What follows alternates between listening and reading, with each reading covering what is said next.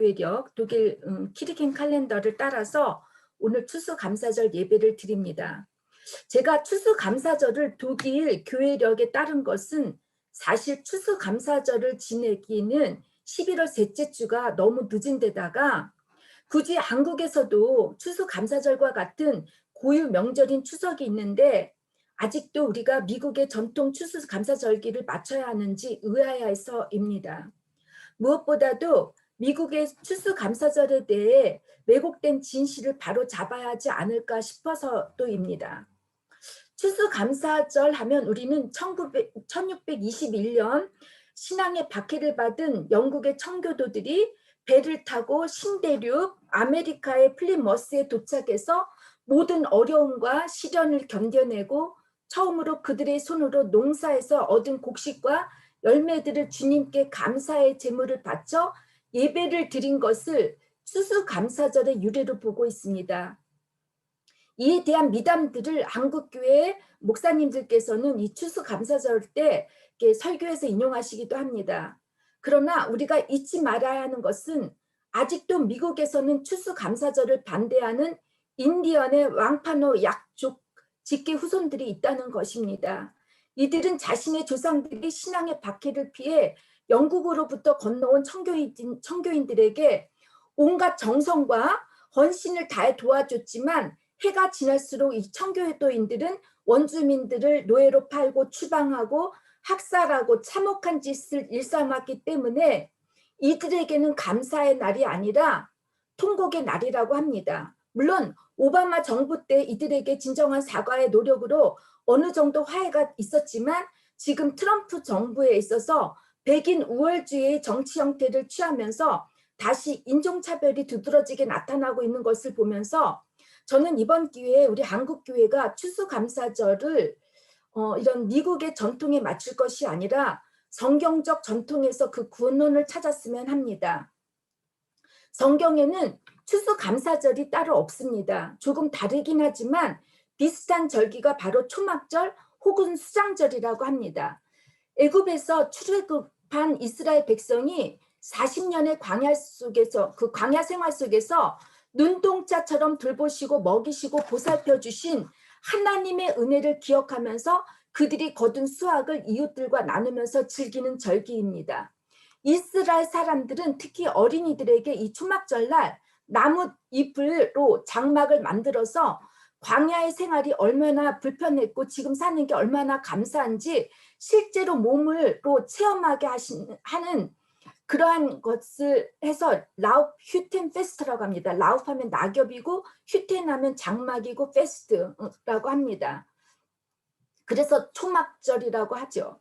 이 초막절은 유대 달력으로는 7월 15일 그러니까 우리들의 양력으로는 9월에서 10월 사이에 열리는데 이때가 거의 우리나라 음력 8월 15일 그러니까 대보름인 추석 명절과 비슷한 시기여서 우리나라도 9월 말이나 10월에 추수감사절로 드리는 것이 어떨지 한번 생각해 봤으면 합니다. 여러분 요즘처럼 산업화 도시화가 발달되면서 농경 문화가 사라지는 문화 속에서 추수감사절의 의미가 조금 어색하게 느껴질 수 있겠지만 1년 중 추수감사절이란 이 특정 절기에 지난 1년을 회상하면서 의식적으로나마 하나님께 감사의 마음으로 예배를 드리고 우리가 드리는 감사의 제물들을 도움이 필요한 이웃들에게 나눠주면서 그들과 함께 기뻐하고 즐거워하는 교회의 뜻깊은 행사가 되었으면 합니다. 저희 바젤 한인선교교회도 이런 뜻에서 추수감사절의 전통이 계속 이어지기를 바랍니다. 추수감사절을 맞이하면서 여러분과 함께 나눌 오늘 말씀은 누가복음 17장 11절에서 19절 감사에 대한 것입니다. 우리 다 같이 우리 한 목소리로 이 말씀을 함께 봉독하겠습니다.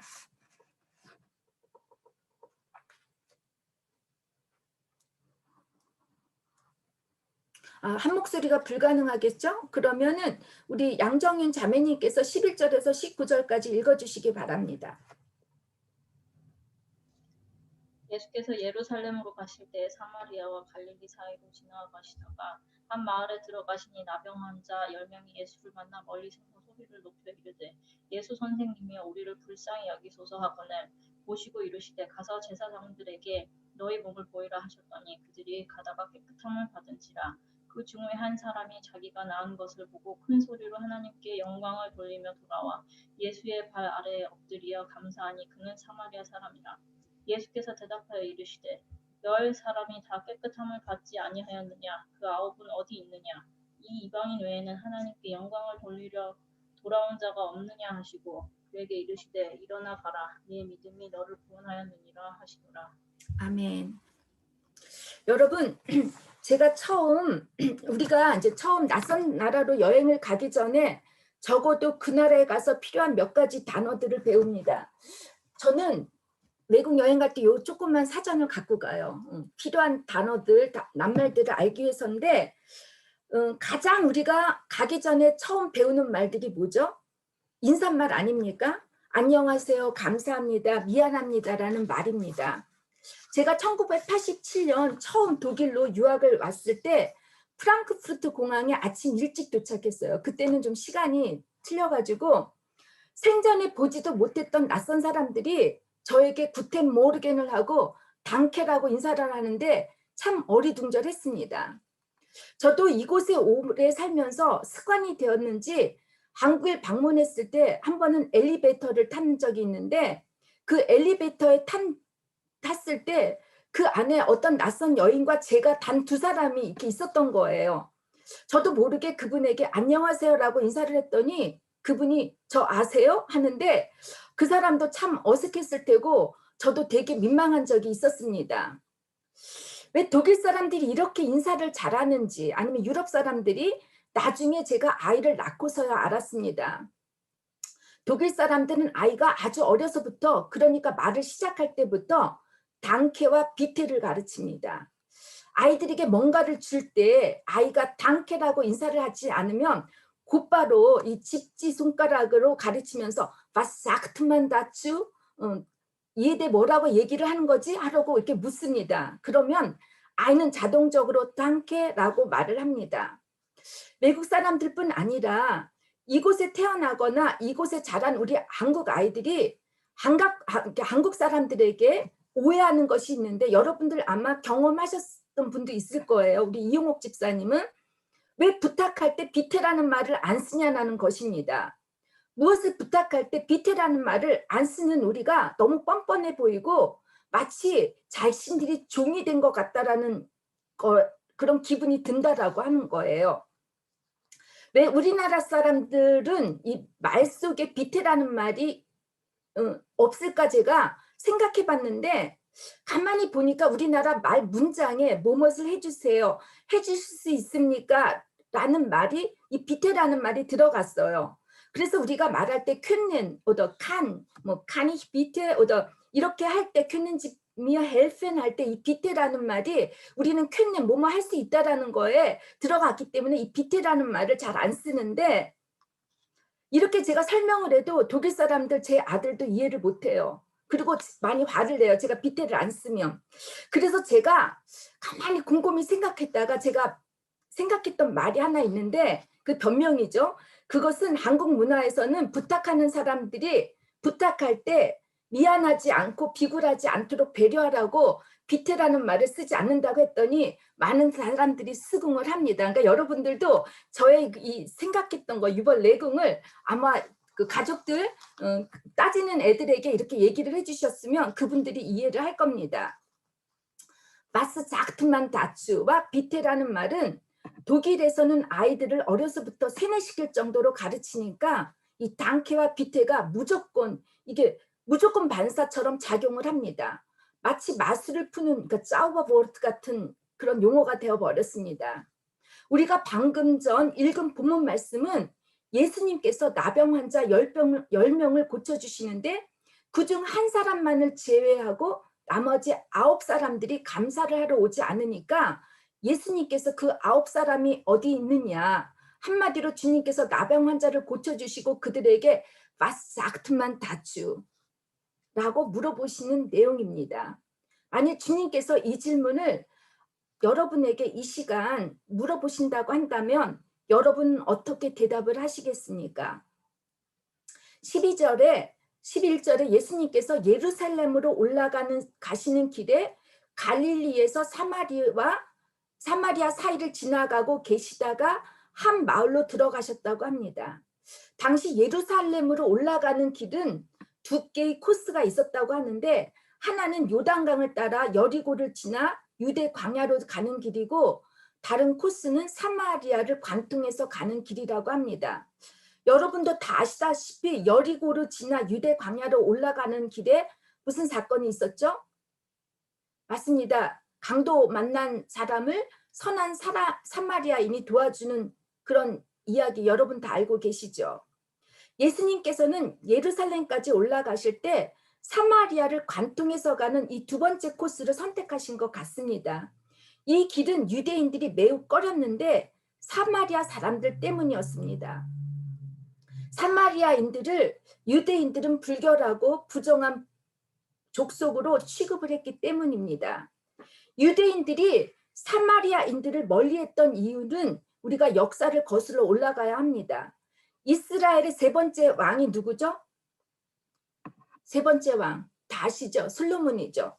이 솔로몬이 죽고 북이스라엘과 남유다로 이렇게 나뉘게 됩니다. 분단이 되죠. 우리나라처럼. 북이스라엘은 야곱의 12지파 중 베냐민과 유다 지파만을 제외하고 이 북이스라엘에서 살고, 남유다에는 베냐민과 유다 지파만 살게 됩니다. 우리 지난주에 야곱의 12아들 다 배웠죠. 그 중에 10지파들만 이 북이스라엘에 살았습니다. 그런데 북이스라엘의 6번째 왕인 오므라가 이때 세멘 족속으로부터 은화 2달란트로 이 땅을 사들이고 도시를 세웠는데 바로 이곳이 사마리아였습니다. 사마리아는 바위의 정상에 세워졌기에 외적을 방어하는 요새 지역이었고 교통의 요새였으며 포도주와 기름을 생산하는 풍요의 도시였습니다. 사마리아가 이스라엘의 마지막 왕인 누구죠? 호세아죠. 이 호세아 시대 때 어떤 일이 일어나죠? 아시아로부터 공격을 당하게 되자 많은 사람들이 이제 아시리아의 포로로 끌려가는데, 이때 이스라엘의 10지파 백성들이 아시리아의 혼합 정치로 인해 이방인들과 결혼을 하게 됩니다. 율법에서는 이방인들과 결혼하는 것들을 이제 금하고 있는데, 왜냐하면 유대인들 외에 우리들 모두는, 이방인들은 불결하고 부정한 사람들로 봤기 때문입니다. 그래서 이방인과 결혼한 이스라엘 백성들을 이 유대인들이, 이 사마리아인들을 부정한 이교도 불결한 족속으로 여겼고 멸시를 했습니다. 이렇게 유대인들이 꺼리는 이 사마리아 지역을 예수님께서 지나가시는 것은 우연이 아닙니다. 사마리아 사람을 포함해서 흩어진 이스라엘 백성 모두를 구원하기 위한 주님의 사랑과 뜻이 담겨 있습니다.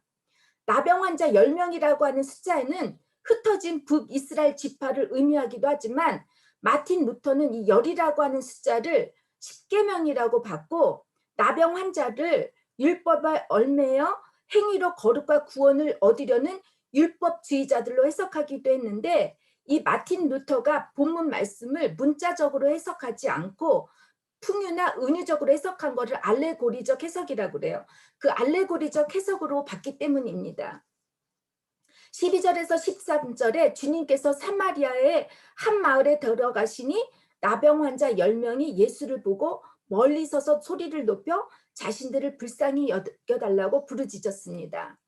나병은 1873년에 처음 나병균을 발견한 노르웨이 한센이라고 하는 사람의 이름을 따서 한센병이라고도 하는데, 일종의 만성 세균에 감염된 병입니다. 이제 비늘이라고 하는 그 라틴어를 어원으로 레프라라고도 합니다.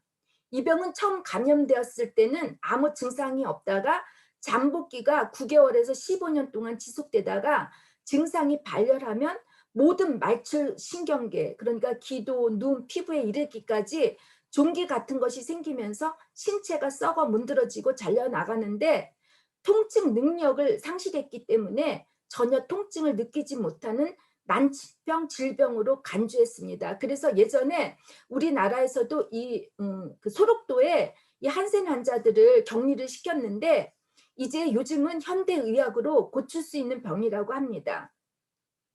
나병 환자에 대해서 레위기서를 보면 레위기서 13장 2절에 3절을 보면 만일 사람이 그의 피부에 무엇이 듣거나 뾰루지가 나거나 색점이 생겨서 그의 피부에 나병 같은 것이 생기거든 그를 곧 제사장 아론에게나 그의 아들 중 한 제사장에게로 데리고 갈 것이요 제사장은 그 피부의 병을 진찰할지니 환부의 털이 휘어졌고 환부가 피부보다 우묵하여졌으면 이는 나병의 환부라 제사장이 그를 진찰하여 그를 부정하다 할 것이다 라고 이렇게 쓰여져 있습니다. 나병 환자는 반드시 제사장에 가서 보여줘야 하고 제사장은 이 나병 환자를 진단해야 합니다. 그리고 나서 나병이 그러니까는 모르죠. 조금이라도 여드름 같은 거 많이 심한 사람들도 나병이라고 하면 할 수 없어요. 이렇게 제사장들이 나병 환자라고 판정을 하면은 이들은 즉시 가족이나 친구로부터 떨어져서 카란테네 그러니까 공동생활로부터 이제 격리가 돼서 성 밖으로 쫓겨나서 살게 됩니다. 전통 유대인들에 있어서 이 나병은 아담과 하와가 죄를 짓고 에덴 동산으로 추방되었듯이 이스라엘의 진 그러니까 캠프죠. 밖에 나가서 살아야 해서 이 나환자를 진 밖에 사는 사람들이라고 간주합니다. 즉 이들은 하나님께 저주받은 자로 생각했던 것입니다. 여러분 혹시 우리들 가운데 영적으로 한센한 자 같은 사람이 있지 않습니까?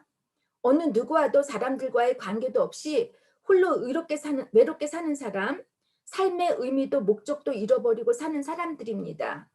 요즘에는 한국이나 이 유럽에 우울증 환자들이 참 많이 늘어나는데 이 우울증은 영적으로 정말 심하게 앓을 때는 꼼짝도 못하는 그런 한센 환자가 아닐까 생각해 봤습니다. 소위 말해서 또한 이 한센 환자들은 한센 환자들 같은 사람들은 아웃사이더, 소외를 당하는 우리 주변의 사람들이 아닐까 생각해 봅니다. 그리고 또한 죄를 짓고 있으면서도 고통도 아픔도 느끼지 못하고 하나님과 공동체를 떠나서 단절되어 사는 사람들을 의미합니다. 자신의 힘으로는 도저히 일어설 수 없는 사람들입니다.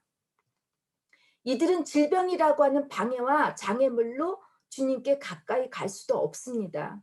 그저 먼 곳에서만이라도 어렴풋이 주님께 부르짖으면 자신들이 겪고 있는 인생의 문제와 어려움들이 풀릴 것이라고 믿고 싶은 사람이었는지 모릅니다. 혹시 여러분 중에 주님은 믿고 있지만 주님을 가까이 하기에는 아직도 먼 당신이라고 생각하는 분들이 계십니까? 주님과 여러분의 사이를 아주 가깝게 하는데 방해를 하는 장애 요소가 있다면 여러분은 정말로 주님을 가까이 하고 싶으면 이 장애 요소들을 물리쳐야 합니다.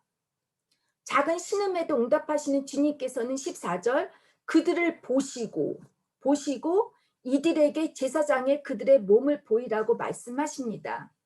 예수님의 말씀에 10명의 환자들은 순종을 하고 제사장으로 가려고 하는데 이미 가는 길에 그들의 몸이 깨끗이 고침을 받았다고 합니다. 어떤 이유에서이든지 주님을 찾는 자에게는 예수님께서는 인격적으로 만나주시는데 그 인격적인 방법이 우리의 처한 문제들을 보시고 우리들의 절실한 바람을 들어주시고 그리고 마지막으로 기적을 행하십니다. 여러분 주님과의 인격적 교제가 이루어지면 신앙생활하는데 정말 힘이 나고 즐겁고 기쁩니다. 행여 지금 여러 문제들을 인하여 속상하시고 의심이 가더라도 주님께 부르짖을 때 여러분의 문제들을 보시고 들어주시고 일을 행하시는 주님을 경험하시기를 간절히 축원합니다. 그런데 10명 중에 15절에서 16절을 보니까 10명 모두 고침을 받았지만 한 사람만이 자기가 나은 것을 보고 큰 소리로 하나님께 영광을 돌리며 돌아와 예수님께 엎드려서 감사하다고 인사를 했다고 합니다. 바로 그 사람이 다름이 아닌 사마리아 사람이었습니다. 나머지 나병에서 고침을 받고 주님께 감사하러 오지 않은 9명은 유대인이었던 것입니다. 그렇다면 9명이 예수님께 돌아오지 않는 이유는 무엇입니까? 그리고 왜 이들이 감사하지 못했는지 제가 오늘 주일학교 아이들한테 물어봤더니 승찬이는 용기가 없고 지우는 부끄러워서 그렇다라고 했나?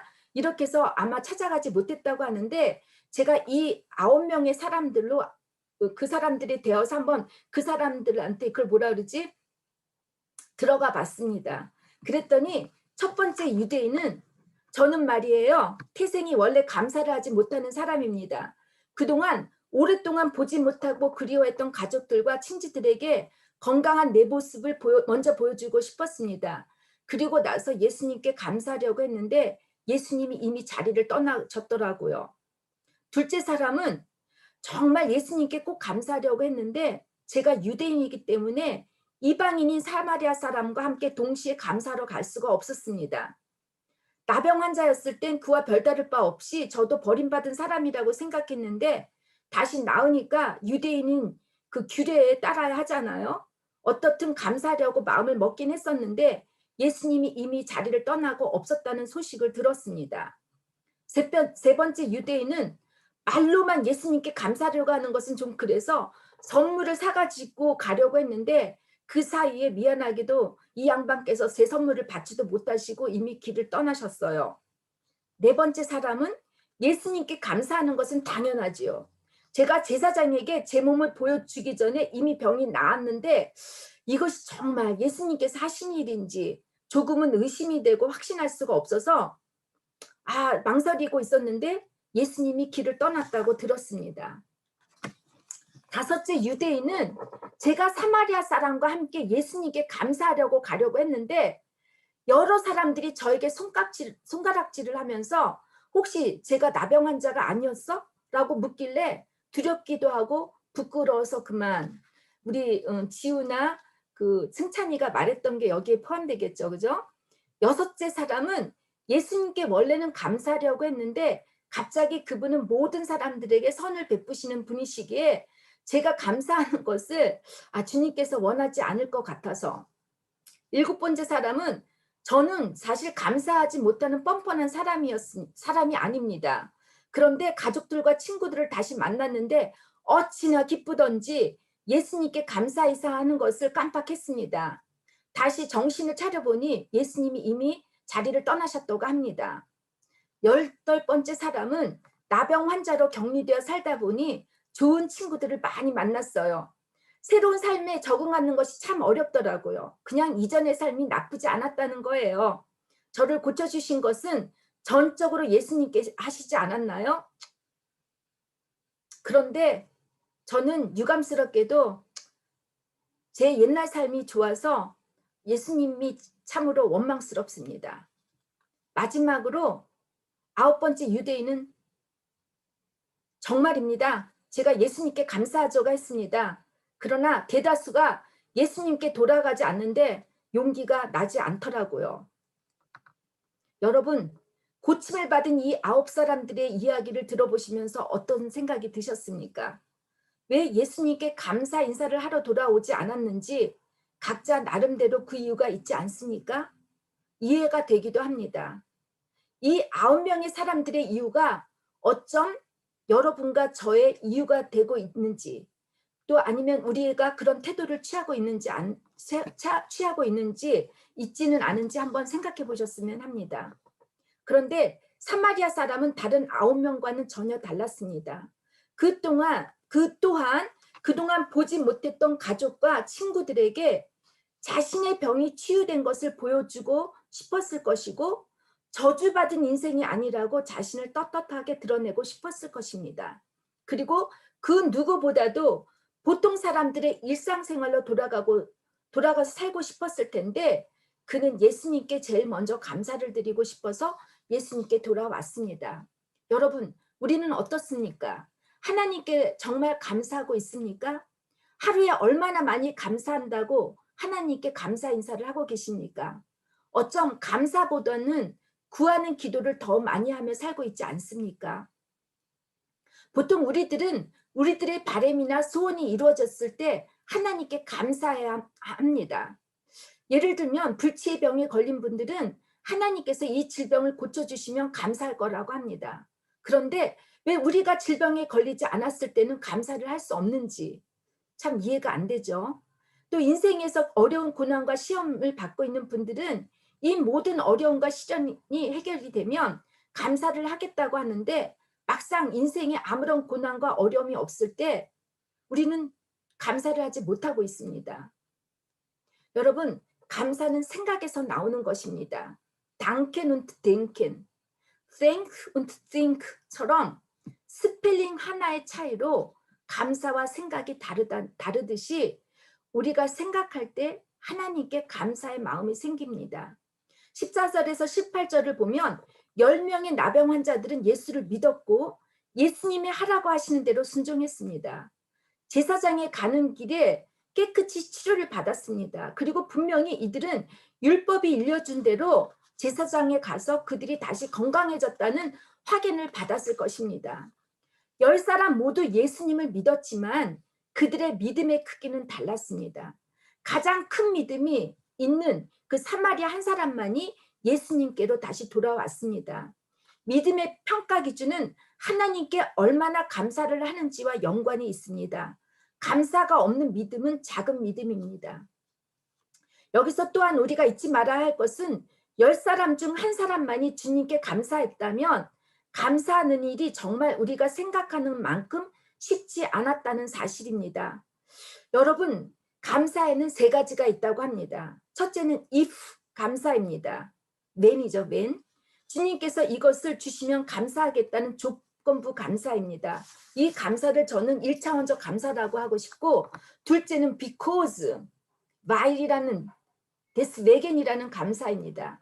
내가 원하는 바가 이루어졌기 때문에 감사를 드리는 감사입니다.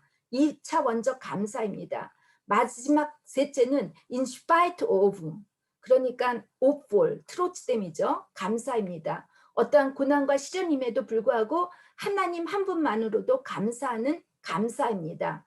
3차원적 감사입니다. 9사람 모두는 이 3가지의 감사 중 어쩜 생각은 했을지 모르지만 행위로 옮기지 못한 사람들입니다. 사마리아 사람은 그의 믿음을 행위로 나타낸 사람입니다. 주님께 돌아와서 주님 발 앞에 엎드려 감사 인사를 했을 때 주님께서는 이 사람만이 하나님께 영광을 돌리러 온 자이고 그 사람의 믿음이 자신을 구원했다고 하십니다. 사마리아 사람의 감사는 주님 앞에 자신을 맡기는 믿음이었고 주님을 향한 사랑의 표시였습니다. 이 사랑의 감사는 아마도 첫 번째, 두 번째 감사를 뛰어넘어 그럼에도 불구하고 감사할 수 있는 참 신앙인의 모습이라고 생각합니다. 진정한 감사는 우리의 믿음 그 이상입니다. 아무리 믿음이 좋다 할지라도 감사가 없으면 나병 환자처럼 살 수밖에 없게 됩니다. 기쁨도 충만함도 없고 우울하고 부정적이고 아무런 의무도 목적도 발견하지 못하게 됩니다. 히브리서 기자는 믿음은 바라는 것의 실상이요 보지 못하는 것의 증거다라고 했습니다. 실상, 그러니까 히포스타시스죠. 실체, 확신입니다. 가상적인 확신이 아니라 실제적으로 이루어질 확신이라는 것입니다. 증거라는 말은 엘렌코스, 보증이라는 것입니다. 세상에 먹을 것이 있다는 것을 증거할 수 있는 일은 내가 배가 고프기 때문입니다. 지금 눈에 보이지는 않지만 믿음의 대상이 있다는 것, 그것이 증거입니다. 여러분께서 감사하실 일들을 실제로 확신하시고 그 확신의 증거를 주님으로 할 때, 주님을 보증으로 할 때 이것이 믿음입니다. 저는 수감사절을 맞이해서 저희 교회가 정말 하나님께서 함께 하시는 모두가 교회 공동체의 나눔을 통해 하나님의 인재를 경험하고 기뻐하며 감사하는 바램들이 실제로 일어날 것임을 믿고 있는 우리들의 믿음을 통해서 반드시 우리 교회에 지금 이 순간에도 이루어지고 있음을 믿습니다. 여러분 믿습니까?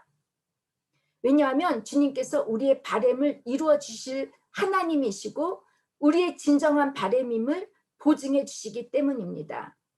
추수감사절을 통해 여러분 역시 이 가상에 일어날 일들을 감사하려고 하지 마시고 지금 당장 감사로 실제 일어날 그 일을 믿으시기 바랍니다. 믿으십니까? 사마리아 한 사람만이 직접 감사를 행위로 보였을 때 그의 믿음이 육체적 나병뿐 아니라 영적으로 구원을 받았듯이 감사는 우리의 믿음 그 이상입니다. 마틴 루터는 감사하는 것은 하나님께 드리는 신성한 봉사라고 했습니다. 감사하지 않고 자신의 삶을 누리는 사람은 마치 하나님의 것을 강탈한 사람과 같다고 했습니다. 여러분, 지금 현실에 부딪힌 어려움 상황이나 환경이 고통스럽고 고난처럼 여길지라도 그럼에도 불구하고 앞으로 감사할 일이 실제로 일어날 것임을 이 시간, 지금 감사로 고백하고 여러분께서 하나님께 찬양할 때 이 나병 환자처럼 병 고침을 받고 감사의 역사가 일어날 것을 믿으시기 바랍니다. 혹시 여러분이 감사가 되지 않을 때, 나병 환자와 같은 처지에 놓여 있다고 생각하실 때 그때는 여러분들의 지나간 삶을 뒤돌아보시기 바랍니다. 여기까지 인도해 주시고 동행해 주신 주님께 감사를 드리고 감사의 신앙을 다시 회복하시는 여러분이 모두 되시기를 주님의 이름으로 축원합니다. Heute möchte ich ganz anders für Leo 형제님 und 현석 형제님을 위해서 ich hätte gerne mein Predigt und dazu noch ein paar Predigt für Sie, etwas, ja, ich habe schon vorbereitet für Sie. Ich habe sehr viel an Sie gedacht und möchte ich kurz mal über mein Predigt zusammenfassen. Der besondere Akzent der Geschichte liegt darin, 10 Aussätzige wurden geheilt, aber nur einer ist dankbar. Nur einer kommt zurück, um sich bei dem Geber der Gaben zu bedanken. Das ist ja ausgerechnet ein Samariter, der als unreiner bezeichnet wurde. Diese Geschichte ist für mich sehr eigenartig, dass 10 Aussätzige allen an Jesus geglaubt haben und folgten alle, was Jesus ihnen auffordert hatte. Geht hin und zeigt euch den Priestern. Sie sind mutig im Vertrauen ihren Weg gegangen und sie haben Jesus Segen empfangen. Ein Vertrauen, das man bewundern kann. Und trotzdem ist nur einer von denen, die einen so großen Glauben hatten, zurückgekommen, um seinem Wohltäter zu danken. Danke zu sagen scheint wohl gar nicht so einfach zu sein. Unter Umständen befindest du dich besonders in deinem Leben auch gerade in einer schweren Situation. Du verstehst nicht, was passiert und warum. Du hast dir das alles ganz anders vorgestellt. Wieso lässt Gott dich diesen Weg gehen? Aber Gott hat einen Plan für dich. Seine Perspektive auf dein Leben ist, dass er dich liebt und nur das Beste für dich hat. Und er hat alle Weisheit und Macht, um dies auch durchzusetzen. Vertrau und danke ihm, selbst wenn du deine Situation noch nicht verstehst. Aus diesem Grund kannst du selbst in deren schweren Zeit ein Gebet sprechen, das wie folgt lauten könnte.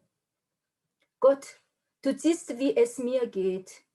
Du weißt und verstehst, wie schwer es gerade für mich ist.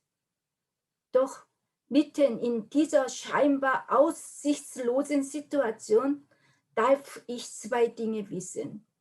Dein Plan, der voller Liebe für mich ist, dient nur zu meinem Besten. Und egal, wie schlimm es mir geht, es wird mir immer viel besser gehen, als ich es verdiene. Ich danke dir von ganzem Herzen. Aber wenn du Leo und die Hansa 형제님 nun versteht, dass es so sein sollte, aber ihr es nicht schaffst, darfst du auch etwa dies sagen. Herr, du weißt, dass ich dir vertrauen möchte. Du weißt, dass ich mir wünsche, dankbar zu sein. Bitte hilf mir, dich besser zu kennen und mein Leben durch deine Augen zu sehen. Wirke du durch deinen Heiligen Geist eine Freude und Dankbarkeit in meinem Herzen über das, was du für mich getan hast. 아멘. 우리 다 같이 기도하시겠습니다. 주님, 오늘은 우리 현석 형제님과 레오 형제님을 위해서 제가 독일말로 잠깐 저의 설교를 zusammenfassen 맞습니다, 주님. 우리가 주님께 모든 것을 다 감사할 수 없는 형편과 상황이 있다 할지라도 주님이 우리의 아버지시고 우리의 기도를 들어주시고 우리의 모든 것들을 인도해 주시는 분이시기 때문에 우리의 기도가 믿음으로 또한 신뢰함으로 우리가 그 감사할 것을 그리고 그것이 가상으로서가 아니라 실제 일어날 것임을 믿고 간구하는 저희들 모두가 되게 해주시고 날마다 그럼에도 불구하고 감사할 수 있는 믿음의 신앙인들, 정말 성숙한 신앙인들이 다 되어줄 수 있도록 도와주시옵소서. 예수님의 이름으로 기도드렸습니다. 아멘. 그리스도의 은혜와 하늘과 땅을 지으시고 지금도 통치하시는 무한하신 하나님의 사랑과 성령의 감화와 감동하심과 교통하심이 이제로부터 영원히 함께 하시기를 간절히 축원하옵나이다. 아멘.